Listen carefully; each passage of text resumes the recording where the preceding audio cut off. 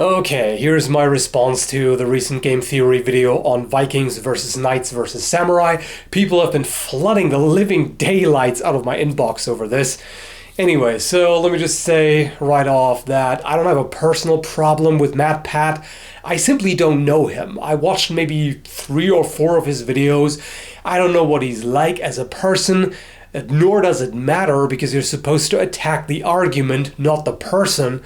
And it seems to me that he focuses more on entertainment than education, which is what I do as well. Now, if he had just talked about Vikings, knights, and samurai, enough with the bunny ears for now, the way they are portrayed in For Honor, which from what I've seen is about as historically accurate as the Pirates, Vikings, and Knights mod for Half-Life, that would be one thing, but he basically claimed that it was a historical analysis and there were just too many grossly inaccurate statements that need to be corrected. Now, Shad has already made a response video to this, and he talked mainly about knights. The Metatron made a response to it. He provided some information about samurai equipment. I'm going to link both of those videos in the description down below. And I've been planning on focusing on Vikings. I'm not a historian, but I've always had a special interest in Vikings. And yeah, I said there are a lot of strange statements in that video. MatPat went on to talk about how the Vikings were defined by the frozen nightmare they inhabited, which I've always found really funny. On the one hand, you have the image of the stereotypical fantasy Viking who basically runs around half naked, maybe little patches of fur here and there, but plenty of naked skin to show off all those impressive muscles and everything. And all that happens supposedly in frigid wastelands of perpetual snow and ice. I mean, think about it. All those massive steroid packs won't do them any good if they turn into frostbitten necrotic tissue. Also, there's this quote from the video. They stayed alive almost entirely by stealing from other people. So again, the stereotypical image of the icy wasteland. Nothing grows, all the animals are frozen, and the entire population of Scandinavians has to take off to get their food elsewhere. Like a grocery raid, once a week on Saturdays. They just do that. I mean, you could argue that Norwegians still do that nowadays when they cross the border to Sweden to get cheaper food, but they still buy it. All right, let's shoot down this common misconception. Not all Scandinavians in the early Middle Ages were Vikings. The Old Norse phrase fara I viking means to go on an expedition, which in the sagas usually means going on a raid or on piracy. So basically regarding all Scandinavians as Vikings would be essentially the same as saying, oh, 17th century Englishmen? You mean pirates? In fact, the majority of the Scandinavian population were farmers. Between 400 and 1200, agriculture in those areas intensified and the food production increased. Thereby the population size increased and the resulting population pressure is very likely one of the reasons why people decided to go Viking. So it's not no food leads to raids, but a lot of food leads to a lot of people leads to raids. So if anything, it's kind of the opposite. By the way, do you know what also helped food production? The medieval warm period from about 900 to 1300. Now, based on the data, it looks like nowadays it's still a bit warmer than it was then, but we also broke the climate, so that's not saying too much. So as far as I can tell, it seems fairly comparable. It wasn't a lot colder then, if at all. And of course, it also depends on which region you look at. You can make all the claims about frigid wastelands if you look at the northernmost tip of Norway or Sweden, for example. But if you look at southern Denmark, for example, it's pretty mild climate, really. Now on to the topic of armor. This is where it gets really bad.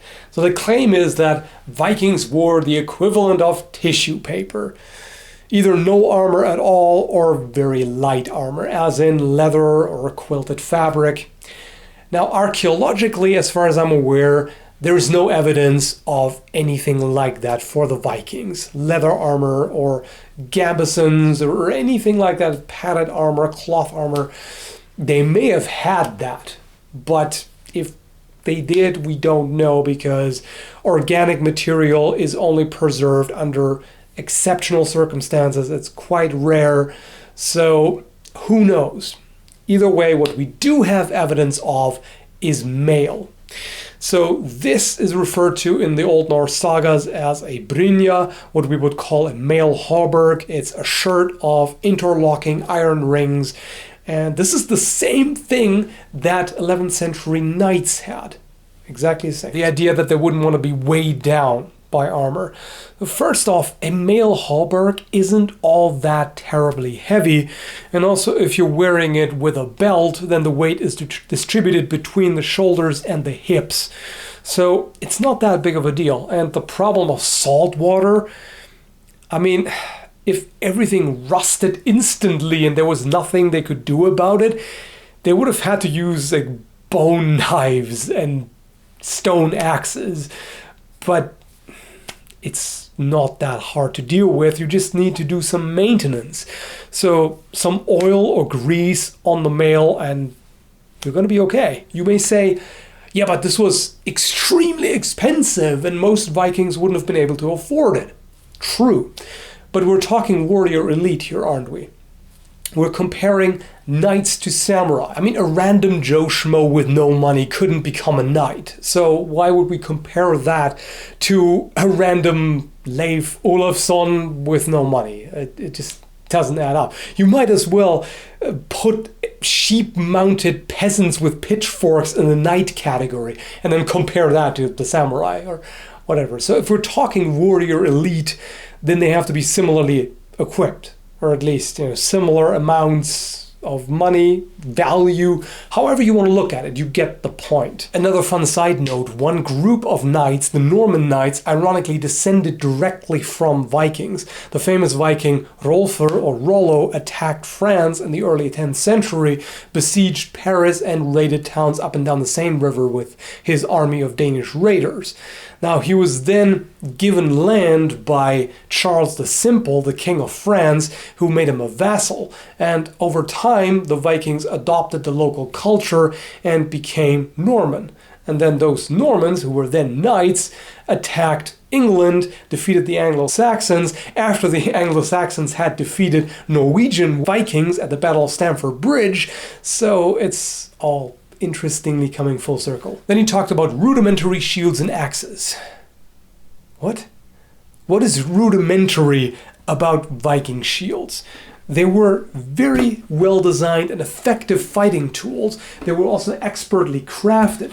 Some were found that were actually tapered from the center to the edge. So there's a lot of thought that went into them, and they do the job really well. The kite shield is larger, but what I personally like about the round shield having a center grip, it makes it pretty versatile. So you can do some things that you can't do with a strapped shield. For example, you can more effectively strike with it. You can redirect attacks. So if an attack comes in, you let it roll over to this side, and now you've created an opening on the opposite side and can strike that. In the game For Honor, I've seen a samurai slice a Viking shield clean in half. Yeah, good luck with that. I don't think that's gonna happen. These shields were made of sturdy wood, and they were most likely covered in either linen or leather, which makes them quite resistant to cuts. So what's much more likely to happen is that you cut into the shield and then it gets stuck at some point, which means that your opponent now has control over your weapon. One of the main arguments in the video is the samurai would win because archery, and the Vikings can do absolutely nothing about it. Really now? That's just one of the main purposes that the shield is for, protecting you against arrows. Also, there is this neat thing the Vikings did called a shield wall, if we're talking battlefield situation as opposed to a one-on-one duel. And I found an interesting note by the monk Abbo of Saint Germain, who wrote about the Viking attack on Paris and said that they advanced hard-packed underneath a testudo. So He must have read about the Roman testudo, saw what the Vikings were doing in the siege, and recognized that and said, oh, that's a testudo. In another passage, he said, painted shields held up above to form a life-preserving vault. I don't find that hard to believe at all. I mean, especially in a siege, there is going to be a lot of arrows coming down at you. And we know the Vikings had a shield wall, meaning that they had all their shields overlap with the person, to either side of them. And it really doesn't take a genius to figure out that the guys behind you can raise the shields over their heads, also overlap them, and provide pretty good protection against arrows. What you have to keep in mind is Vikings knew what arrows were. They used bows themselves in warfare, they faced bows on the battlefield, and there's literally no reason why they would be completely unable to deal with them.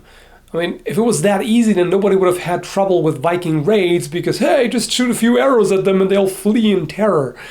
The other thing is rudimentary axes. Tell me this axe looks rudimentary. And then there is, of course, the famous Dane axe, which is a remarkably powerful and effective weapon. And these were not simple, crude little pieces of iron that the smiths just hammered out in an afternoon. They were pretty well made. They had a harder edge with higher carbon content, a softer core, and there are plenty of examples of well-made, efficient weapons of that time. Also, the quote, if they were particularly well off, they had a sax. Nope. If they were particularly well off, they owned a sword. A sax is just a knife. It's a tool and a backup weapon.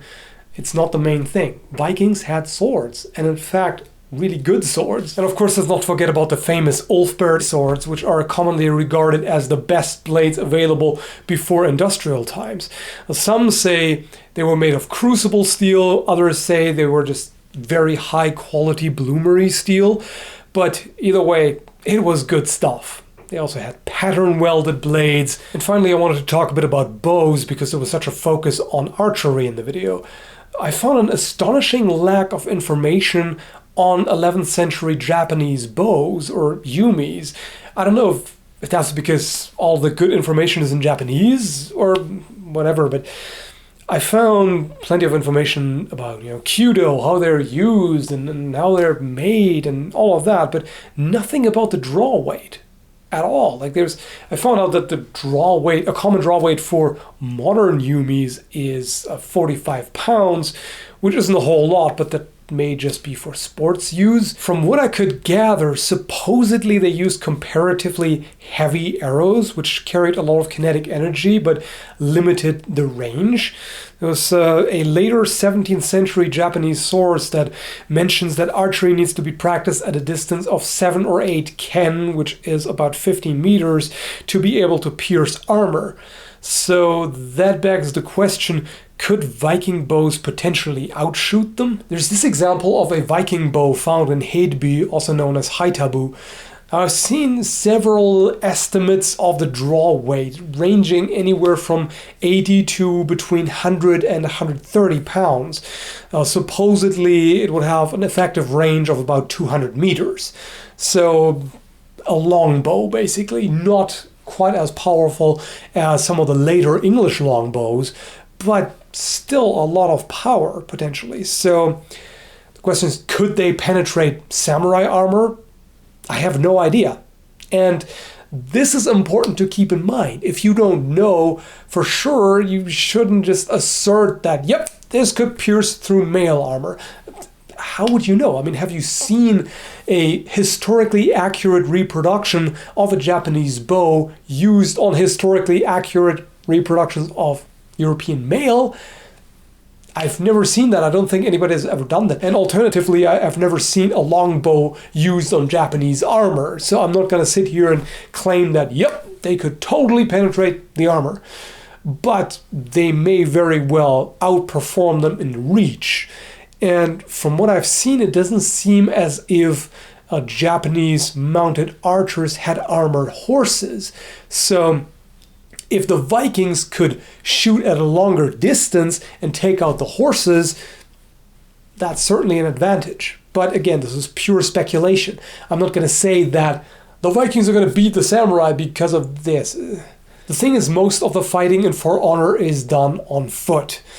In a historical scenario, if you wanted to compare them, you'd have to narrow it down a lot. If you're talking open battle on a field, it depends on so many factors. What is the terrain like exactly? Who commands the armies? What shape are they in? What exact equipment do they have? What's the weather like? Do they know of each other's tactics? So on and so forth. If we're talking one-on-one duels, it's also hard to say. And when you think about it, the equipment is overall reasonably similar. All three have spears and swords. All three have helmets. 2 out of 3 have the same type of armor and shields. It really comes down to who are the individuals? How experienced are they? How skilled are they? Are they familiar with how the other ones fight? Personally, I have no idea how 11th century Japanese armor compares in quality or protective value to European mail at the time. I just don't know enough about it. But regardless of armor, there are certain techniques that always work. Grappling, for example. And the Vikings were pretty damn good at it. There is the Viking martial arts system that has survived until today called Glima. It involves strikes, kicks, chokes, throws, joint locks, and other wrestling techniques. They did that for fun, as a sport, and to prepare for battle. Regardless of the armor that your opponent is wearing, you can throw them to the ground, you can pull your knife or dagger out and stab it in the gaps of the armor or in the face.